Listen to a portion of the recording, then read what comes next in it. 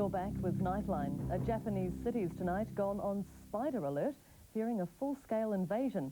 Government officials today ordered intense searches. Teams of masked spider hunters scouring cemeteries, school playgrounds and parks. They left no paving stone unturned, spraying to kill eggs and larvae. Their target is the poisonous redback, commonly found in Australia. More than 1,000 have been identified since last week's first sighting. Warning posters have been put up throughout the city, and schools even held spider warning classes.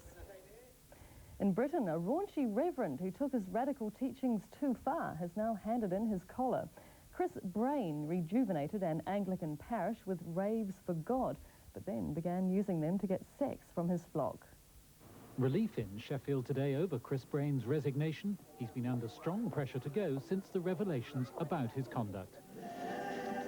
The church was shocked to discover what was going on behind the high-tech multimedia facade of the 9 o'clock service that was highly successful in drawing in people turned off by more traditional worship. Mr. Brain admits to receiving sexual gratification from some of the women in the congregation. It was normally after a period of a long period of developing a close relationship with that person, where the boundaries of cuddling or spending time together or whatever, usually nearly always on a one-to-one, led to increasing sexual activity. He regularly would talk about how we were discovering a postmodern definition of sexuality in the church. Again, it's language covering up the fact of what was really going on. One bloke getting his rocks off with about 40 women. The legacy of the scandal is that the 9 o'clock service, which grew to take over this leisure centre, has collapsed, and its members feel they were the victims of an abuse of power.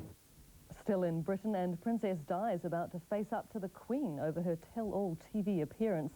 She's been summoned to Buckingham Palace to talk about her future. It comes after a week's tour of Argentina that's seen her popularity keep soaring. It was the end of a 4-day visit. It was billed as private and unofficial. It was anything but. She's heading now for talks with Buckingham Palace about her role and her marriage. Her press advisor, whose advice she didn't seek this month, is heading for the palace too, but not to work for her anymore.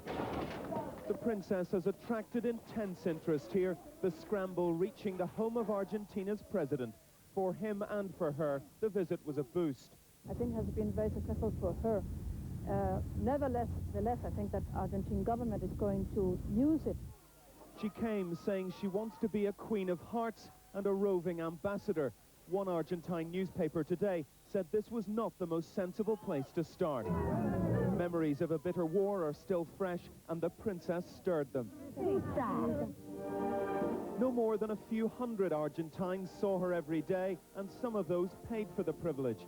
But the princess is ending one of her most high-profile trips with her image in Britain at least enhanced, in the polls and on the front pages.